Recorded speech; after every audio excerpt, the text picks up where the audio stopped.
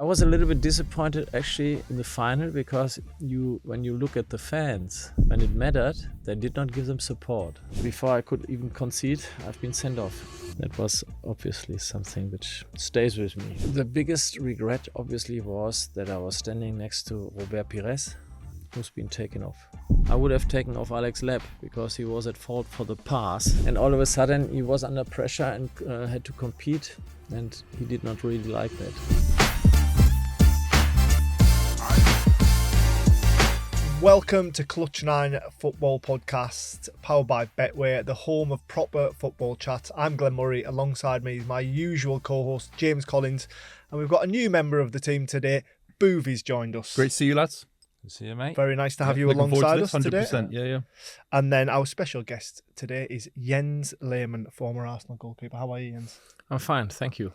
I suppose we're going to talk about your clutch moments, big moments in your career, have a chat about that, chat about Arsenal and current Arsenal. What do you make of the current, your former team's current situation? Obviously, we sat here off the back of losing the cup final, but still at the top of the Premier League. How is the running going to be? Well, I think they're in a fantastic position, and losing this minor cup final. Minor. It's not such a bad thing because you can't win 4 trophies. I think that's nearly impossible. So they could still go for 3 of them. And considering their run in the Champions League, where I think they are the only team which hasn't lost. Yeah. It gives them fantastic prospect for reaching the final and winning it this time. Hopefully. Reasonable draw in the next round as well. Yes. I mean, this kind of branch, how you call it, I would say it's a little bit easier than the other branch. I'm going to Bayern Munich, Real Madrid, and then I think Paris Saint-Germain. And so, yeah, I'm very, very optimistic that they can reach the final. Do you think losing that final, Jens, would affect them in any way? I don't know these players that much, but I can't imagine because it was just against a very good team with Manchester City. You can lose. As I said, it's nearly impossible to win 4 trophies. And I think that shouldn't affect them. If they learn from their mistakes, obviously in the second half they made mistakes, but and I don't mean personal mistakes. I mean normally a team which like Arsenal, they play a little bit differently, and in the second half they did not react to Manchester City's approach.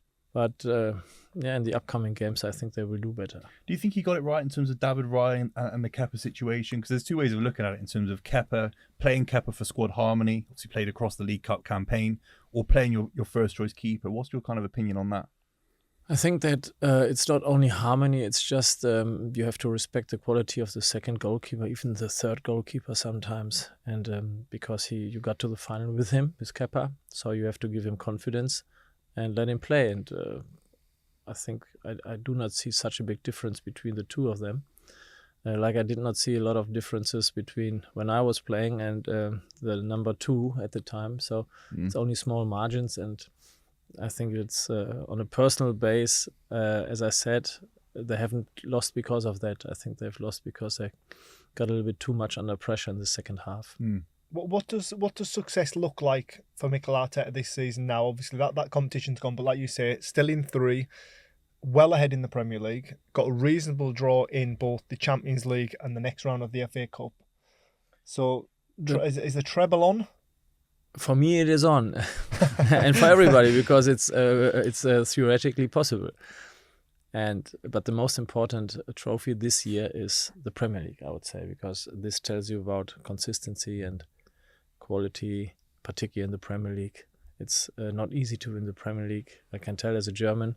The Spanish would tell you something like that, because they only can win 2 or sometimes 3 teams. But in England, there are nearly 4 or 5 teams who can win it.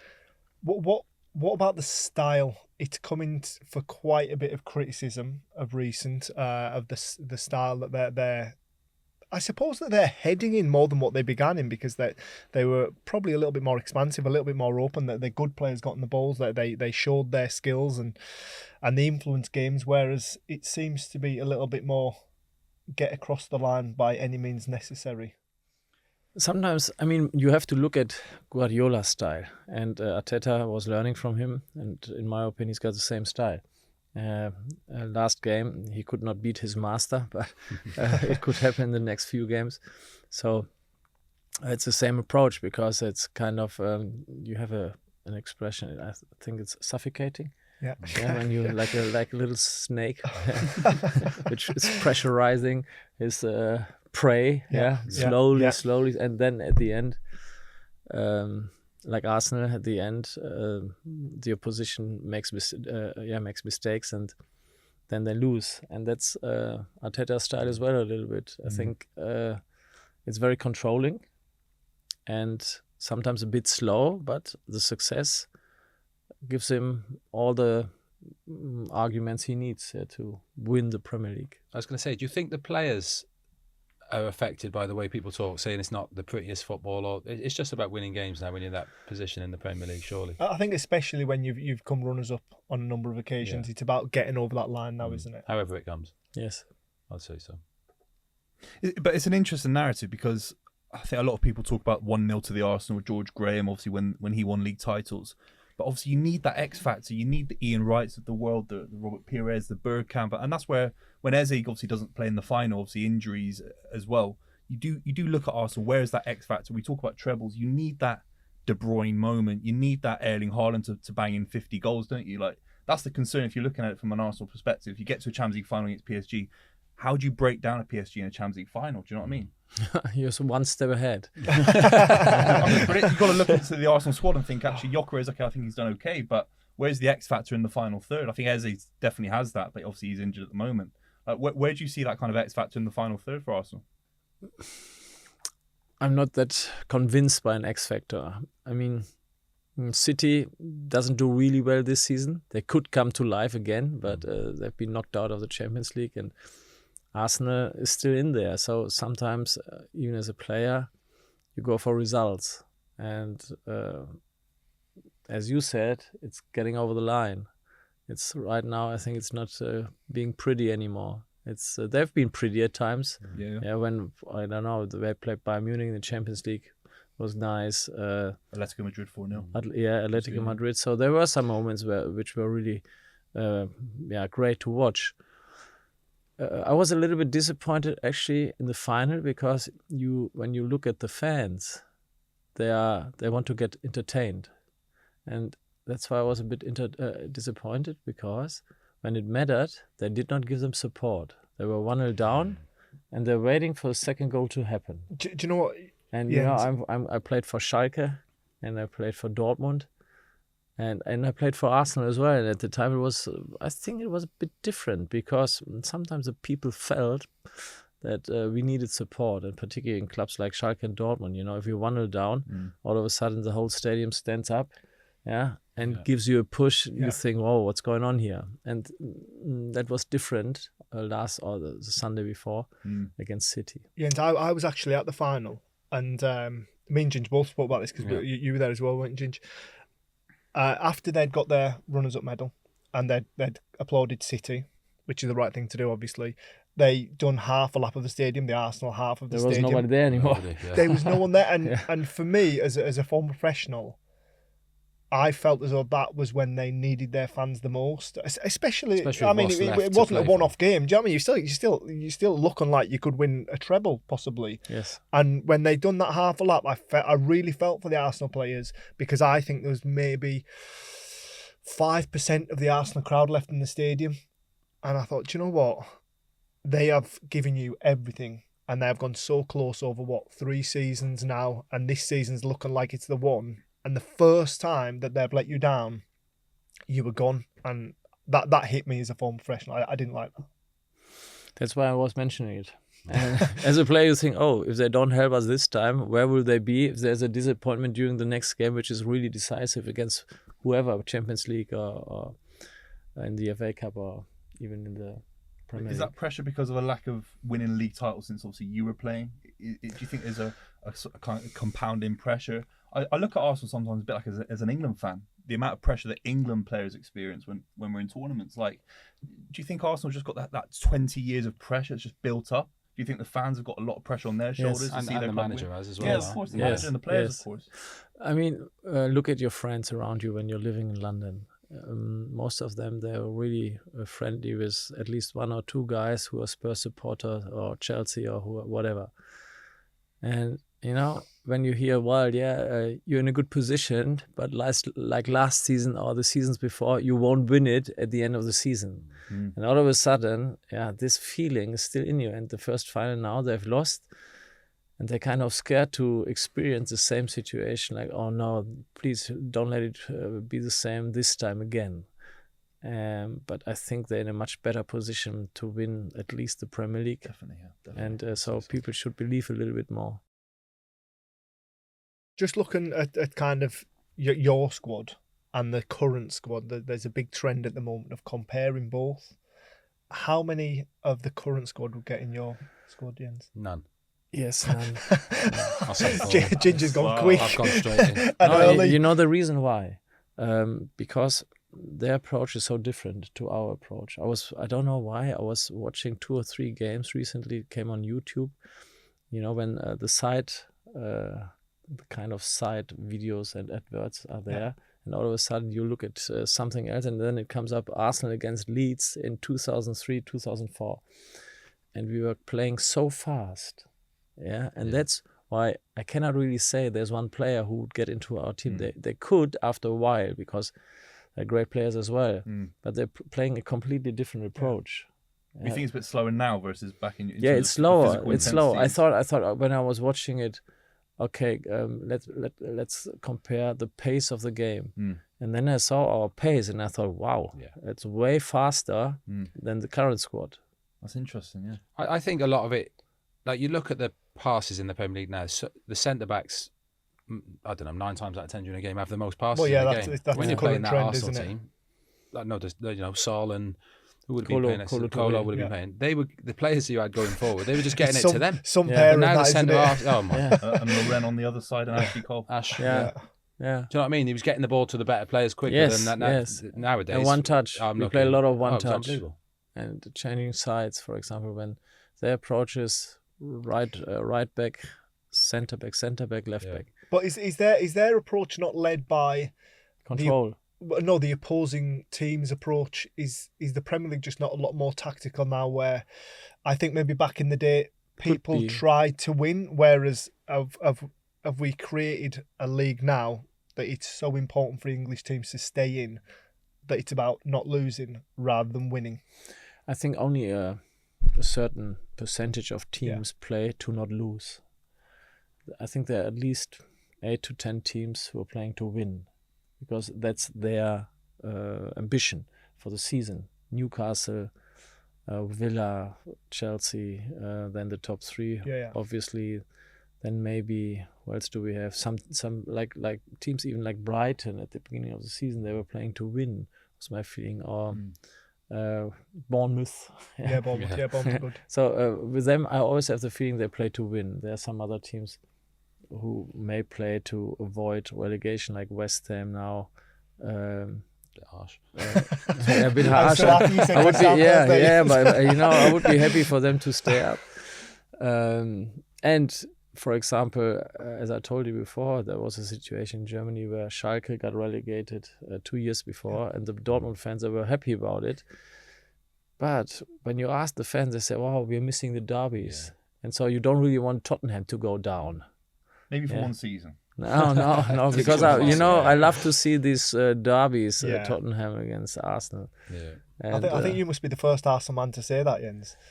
Yeah, but because I'm probably more experienced, I would love to see these derbies. Yeah, beating them is nice, but not playing them. Do you think they get out of the current situation?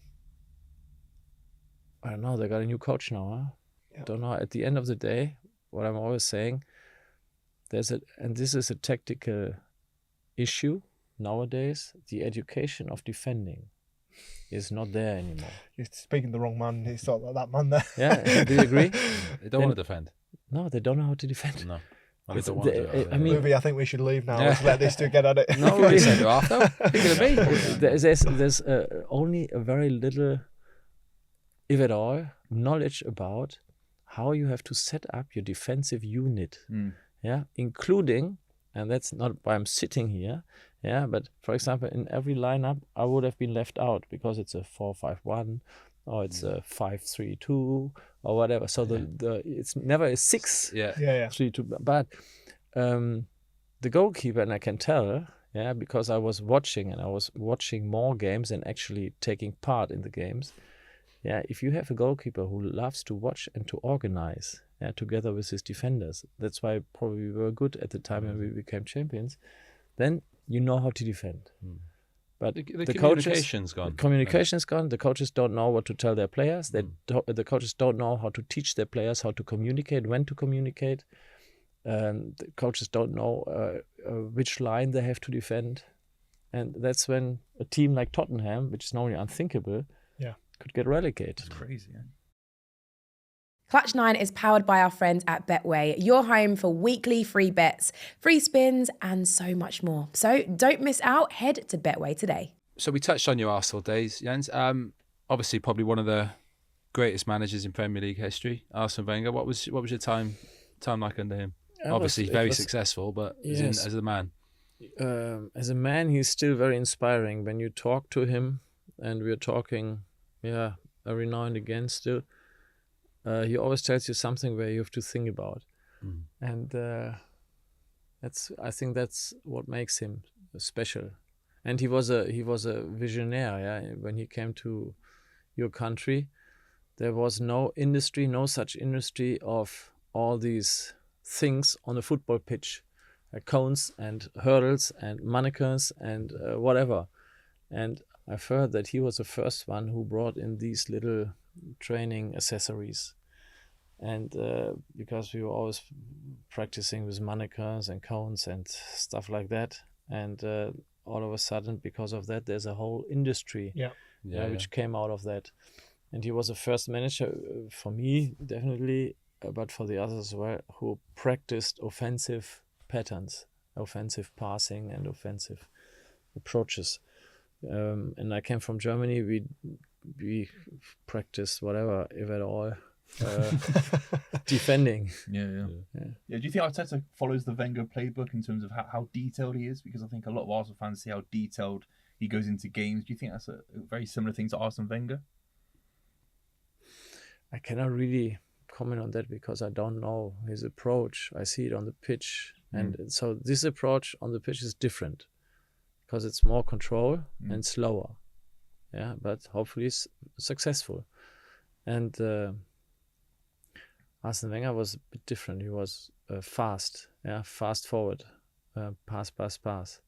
For example, when Mikel Arteta came as a player from Everton, he did not have this Arsenal way of playing because he played a lot of balls backwards. And I think it took him a while to realize it's more playing forward here. Yeah. Just looking back at that generation, who are you still in touch with? With all of them. All of them, yeah. I was going to say that it shows me that Arsene. I spoke to a few of the ex-Arsenal boys from that time. Seems like Arsene Wenger still speaks to the majority of those players as well, no? Unless he fallen out with a few. Yes, we have a today. Even today, it's Jeremy Aladier's birthday, so I've sent a birthday wish. Brilliant. And everybody from the group does it. Ah, nice. Still got a group. Yes, Nice. yes. There we go. Brilliant. Wholesome. Yeah. Out of interest, in terms of in modern football, we talk about maybe the strikers that we have right now, not in the same categories. When obviously you lads were playing, when you're talking maybe Gyökeres versus Thierry Henry, for example, there's maybe a lack of high quality strikers. What do you think of the goalkeeper department? Do you think there's the same, a similar level? Yeah, Donnaruma's come in, but maybe someone like David Raya at Arsenal. You think a lower level? I like 2 or 3 goalkeepers in the world, and the rest is kind of. There's I like sometimes your expressions. There's a lot of room for improvement. But back in your day, might have been 10 or 15 top world class keepers. Yeah, maybe. so in the Premier League was Edwin van der Sar, was Peter Cech. Then there was David Seaman, obviously. Then in Germany there were like my big competitor Oliver Kahn. Then there was Gigi Buffon. There were some really Casillas, there were some really great goalkeepers, and Peter Schmeichel, a little bit older tick, but was great. And as I said, you're as good as you being educated. And for example, when I look at the German national team, I don't even know the name of the goalkeeping coach because he's never played. But before the goalkeeping coaches, they were world champions. Yeah, Sepp Maier, Andi Köpke. We only had 2 because they were serving for so long. I don't know the goalkeeping coach of the England national team. I don't know the goalkeeping coach of Arsenal. And there's a difference as well. Nowadays, there are coaches who really worked hard to work their way up. Yeah, career coaches.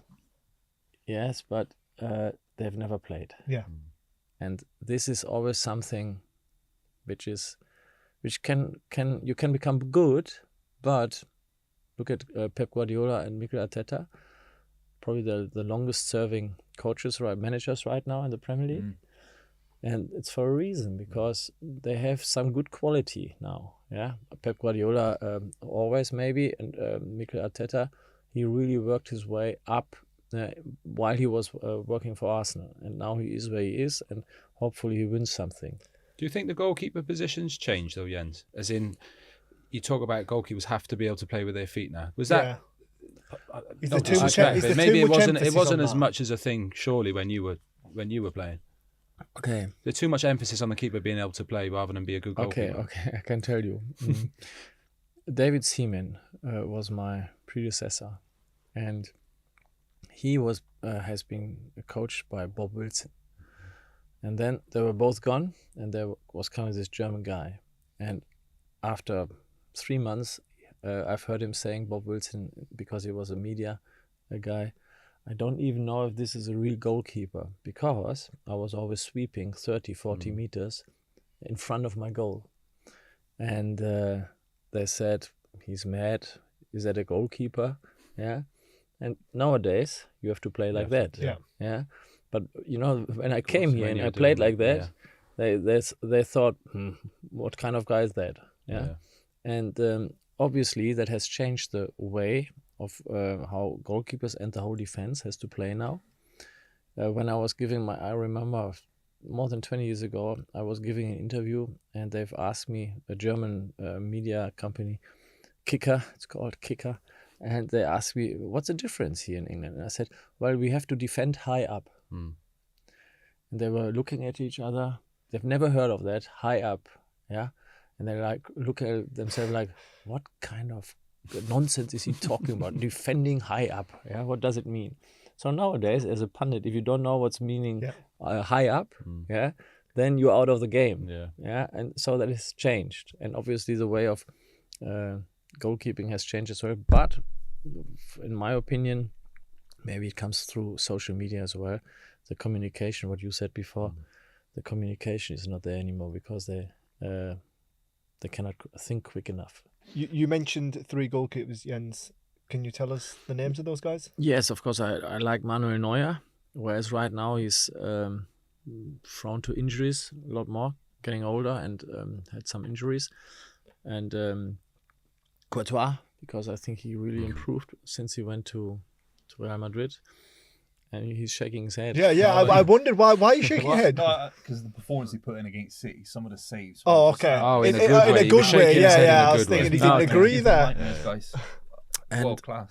The third one, he plays in the Premier League, but I won't mention him because I may have to recommend him to somebody.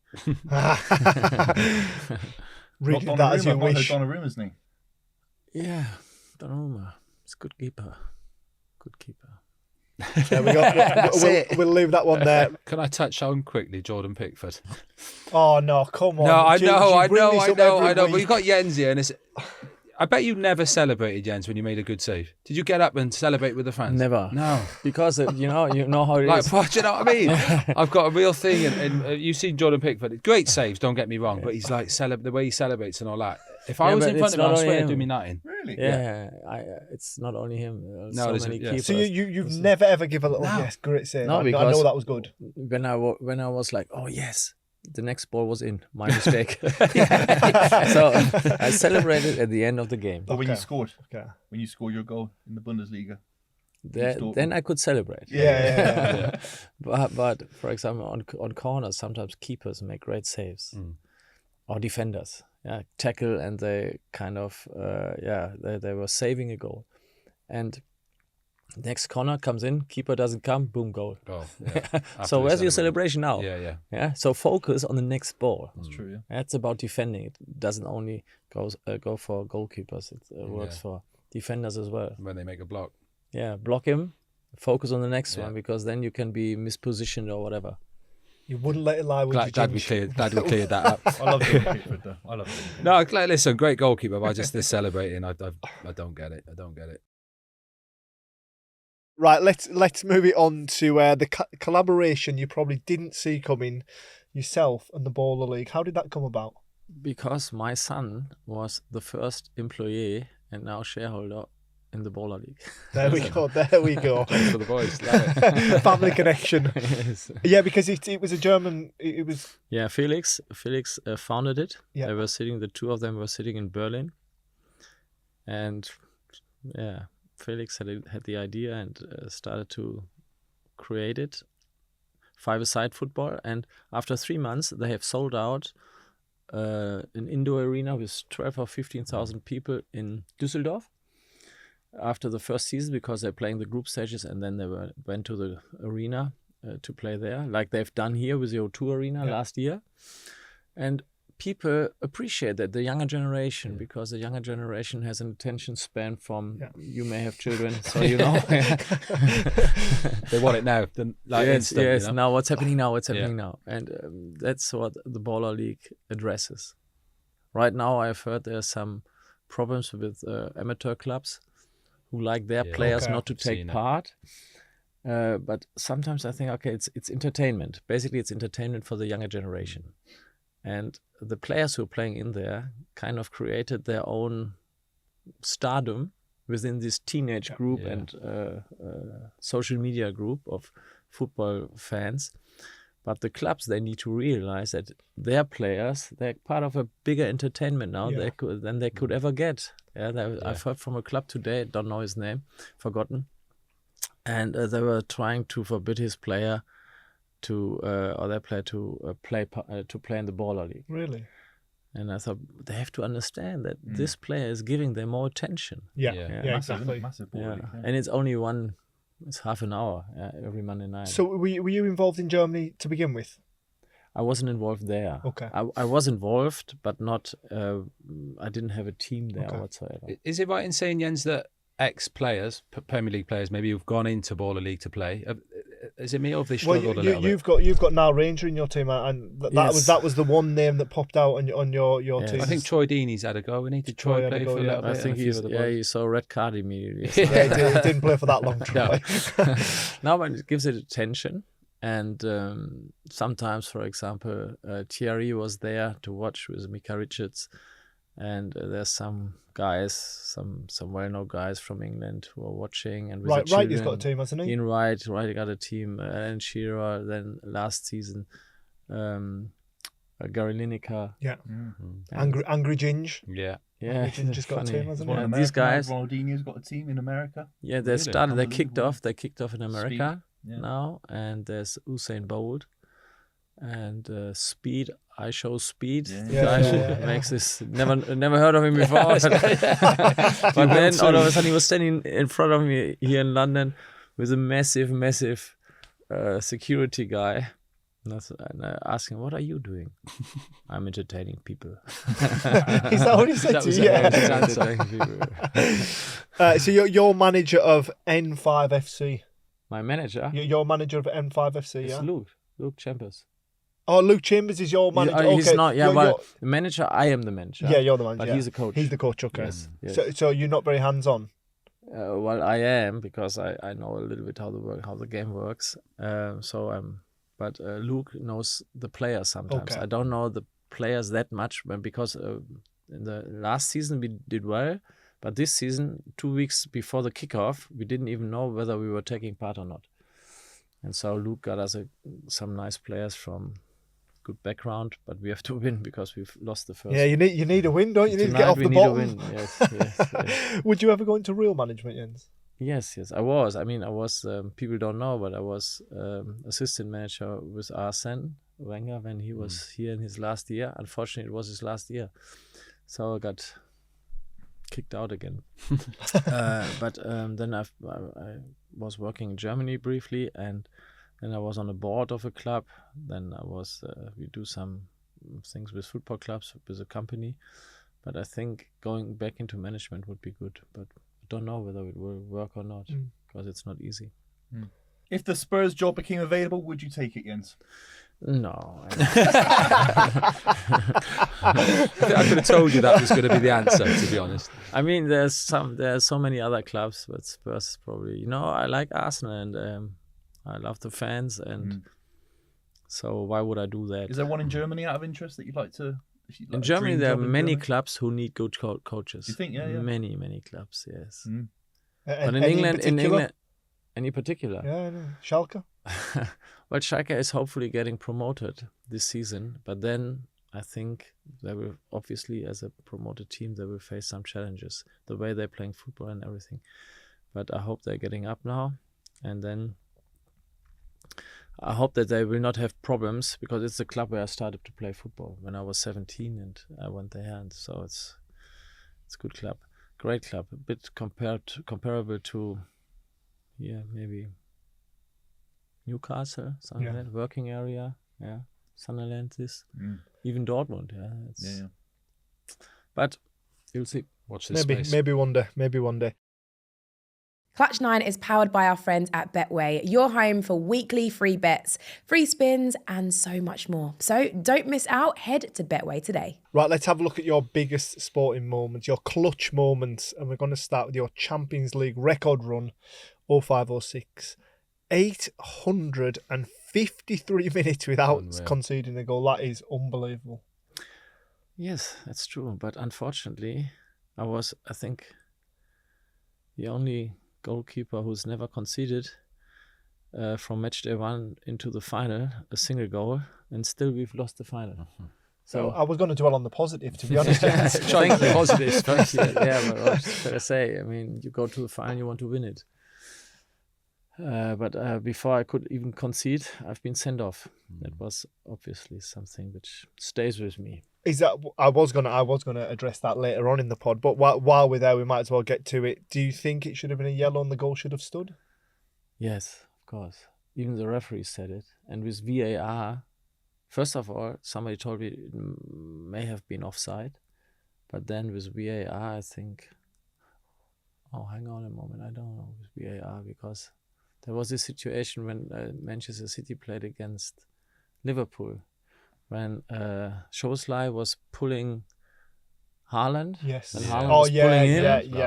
It was chaos. It was chaos, and then at the end, goal was disallowed. They bring it back for the penalty. Yeah, they did. Yeah, that's right. A penalty, something like that. Yeah. It's crazy. So I don't know, but yellow card and a goal which would have been given would have been better. How was you? I brought it up. How was you in the dressing room after that, Jens? What was your feeling? The biggest regret, obviously, was that I was standing next to Robert Pires, who's been taken off. Because people always talk about me. Yeah, of course. But it was not his fault at all, and he has been taken off in the final. So that is a huge disappointment. And it wasn't easy for the boss.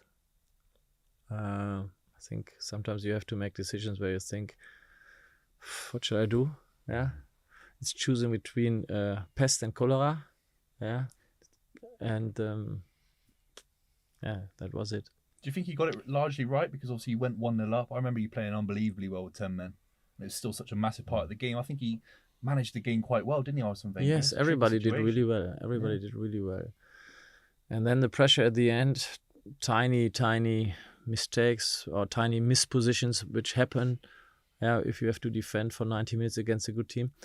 It was, by the way, the last final, I think, or even semi-finals, where a guy has been sent off in major playing time because they realized that it killed the show. Yeah, there was a sending off when a team was 4-1 down or whatever at the end, and it was decided. But since then, not in the World Cup, not in UEFA Cup competitions, because they realized they're taking one man down. There are billions of people watching, and you've got to defend. Yes, and it's the not the same game anymore. Changes the game. Robert was fine with you after that, wasn't he? With me, yes. I hope with the boss as well. Robert is a great guy, and so I think he had to accept that one had to be taken off. I would have taken off Alex Lepp because he was at fault for the pass, for the missed pass. Not the control about it. Punishment. Yeah, I mean, because of that, they came into possession and Ronaldinho chipped it, I think. But when you look at that 853 minutes, it was 10 clean sheets in the campaign. Is the one game that really stood out for you? Oh, we had good games against Real Madrid, at home. It was a 0-0, and they had plenty of chances. And when you beat Real Madrid, it's always a little bit better than when you play Villarreal, even if it was in the semi-final. Obviously, there was the penalty save in the semi-final, wasn't there? Yeah, but people always make up a penalty save. It's not that difficult, to be honest. Well, maybe not for you, no, yeah, but, when you're there, you should save it. Yeah. Yeah, I mean, when you've gone the right way. Yeah, when you're going the right way. Yes. You always did your homework, though. Yes. Yeah, but with Rivalry not. But when you're in a tunnel since 180 minutes, because we're talking about the home game and the away game, you see a player. And you're watching him, and you see where a player would go under the highest pressure. And for example, Riquelme's pass was always, with his inner foot smooth to the next player. And then you realize maybe he's not such a player who smashes it in. So, but he goes with his inner foot and then he puts it somewhere. So he knew he was going to place it in one of the corners, I suppose. I was guessing because the way he played for 180 minutes, he was always doing this and that. He was a great player at the time, and he was that was the way he played. And then you figure out, okay, this could be probably something you would go for. Well, from one penalty save that you said was easy to another one of your big moments in your career, the 2006 World Cup penalty shootout heroics. Talk us through those.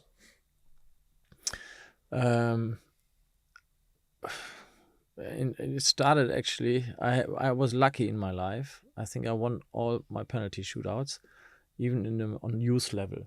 Yeah, I may have lost one in a friendly match or whatever. I can't remember. But the major ones I've won. We have won, I have to say, because a guy showed me a statistic. There's never been a player who missed a penalty when I was in goal. So it wasn't too difficult because they all converted the penalty. Okay. And so I only need to save one or two.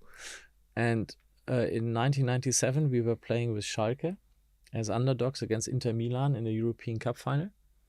And our Dutch coach, he gave me a note before, but that was 2 or 3 days before. So I could actually learn which player was most likely going to which corner based on his database in his laptop.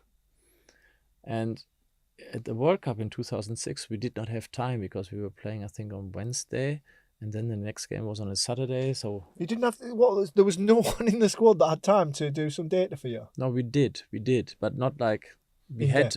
You're playing on Wednesday, then you win. Then you go wherever to a different city, Berlin, and then the next training on a Friday is again the last training before the next match. Then you do whatever, and on Saturday we were sitting together with a goalkeeping coach, and we created this note where we thought, okay, this player is most likely going to this corner. But as I said, maybe because I was older as well, I couldn't remember it because the time is too short. When you look at a note for one time and you see 5 different or 6 or 8 players and you think, okay, this one is going mostly likely to left, wherever. Yeah, when you have a couple of days, you can store it. But if not, I had to take the note. And that's why I took the note into my sock. Or he gave it to me before the penalty shootout. And the last player, he wasn't on the list. Cambiasso. And I didn't know where he was going. And then I remembered we were playing him in the semi-final. And just before, I think, the end of the match, he had a free kick with his left foot over the wall into my left corner. Very good, very well taken, but I could save it.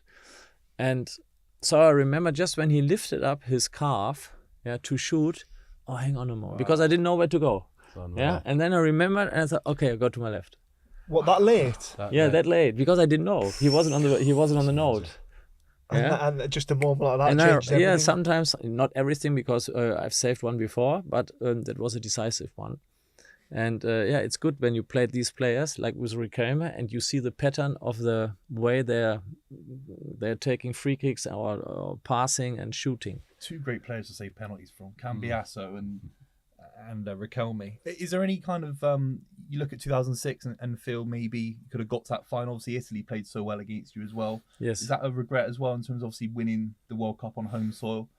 Yeah, well, 2006 was a year full of promising results, but at the end, we have not won the Champions League and the World Cup. With the World Cup, it was a little bit, I think, would have been far-stretched because our team did really well in the World Cup, and we were playing offensive, fast football. But when we came against a team like Italy, you could see there was a difference because they were better. They were playing Champions League. A lot of their players were playing Champions League. We at the time, I think we could only recruit from 50 or 60 German players in the Bundesliga because there was such a massive amount of foreign players that only 50 to 60 players were available for the German squad at all. And I was the only player who played in England. It was Robert Huth, the guy. Do you remember for Chelsea? Chelsea. Yeah. He was 18 or 19, and everybody else was playing in Germany. So winning the World Cup would have been, would have been France in the final if you get there. On penalties. I mean, Italy has won it twice, huh? Yeah. No, against us in semi-final, just at the end of the game. And then it was Italy on penalties. Yeah, of course. Yeah. Because I think two of the French players, they've missed the goal. They did not even Trezeguet missed a penalty, I think. Yeah, but I think he missed the goal. He did not. Yeah, missed the target. Target the goal. Jens, looking back to that squad, was there any? He's probably friends of yours. Was there any rivalry between you and Oliver Kahn at the time, or was it? Yes, of course. It was kind of ongoing. But good rivalry, though, I suppose. I wouldn't say good. It was very, very competitive, and everybody thought, okay, Oliver is playing because he was the number one 2 years before in the last tournament, which we were really bad in. That's why Jürgen Klinsmann came in and said competition in all positions, and the journalists were asking, in every position? And he said, yes, in every position. I said that. Even goalkeeper? Yes. Because it was, in Germany it was always like, he was playing, and he's always playing. And then, every position. Did that come with extra pressure? Yeah, but more for him than for me. Because I was used to competition inside my clubs. For example, I've been... shortly after, the boss was putting me on the bench because he said, "You're too old and you're too, too tired, and in respect of your ambitions for the German national team, you can leave the club." It was, I think, after the second match we've lost after that 49 unbeaten period. And I said, next day I went back into his room and said, "No, boss, I'm staying, and you have to let me play again." And then so I was under pressure, but I was used to competition inside my club, and Oliver never's been because he was the man at Bayern Munich, and all of a sudden he was under pressure and had to compete, and he did not really like that. Right, next clutch moment, we're going to take it back to 1997. I've got a couple of moments from 1997. I've got the UEFA Cup victory with Schalke, and then also scoring a goal in the, if I'm right, the Ruhr derby. Is that Ruhr right? derby, yeah. It's like probably Sunderland versus Newcastle. Okay. or Arsenal, Tottenham, or whatever. So it's Schalke and Dortmund. They're only 20 kilometers away from each other. And it was a great year for the Ruhrgebiet, for the Ruhr area. It's because we won this European Cup against Inter Milan. And a week later, they won the Champions League against Juve. Yeah. And so the last game of the year was them against us. And I think we were 5 points clear of them. And obviously, we at least wanted to play a draw, not to reduce the distance. And then we've been 2-1 down. And I thought just before the end of the game, okay, I was a good header. No. I was good with my head. Yeah. It was a good header, though. Yeah, it was a good And then the corner came in. First Did you get the shout to go up though, Lens? The manager, or was it just you took it off your own back? Right, I'm going up. I always went up. Yeah. For example, once, do you remember Rudi Völler, German player, Yeah. and Bernd Schuster played for Real Madrid? Don't know. They were playing for Bayer Leverkusen, and we were, I think, 1-0 down.